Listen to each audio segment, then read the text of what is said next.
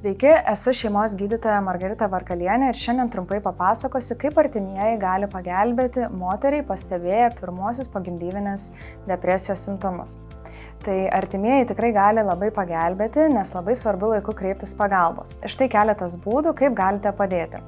Tai nesmerkite, skatinkite kalbėtis apie savo jausmus, pagelbėkite su namų ruošos darbais, skatinkite kalbėtis, kaip jie jaučiasi arba paklauskite, su kokiamis problemos jis susiduria. Jeigu pastebite, kad simptomai trunka daugiau negu 2 savaitės, manau, kad nedelsiant reikėtų kreiptis pagalbos pas savo šeimos gydytoją. Dažnai susidurėme, kad moteris, kurios susilaukia naujagimio, nežino, kur kreiptis pagalbos. Tai norime priminti, kad visada galite kreiptis į savo šeimos gydytoją ir psichologą.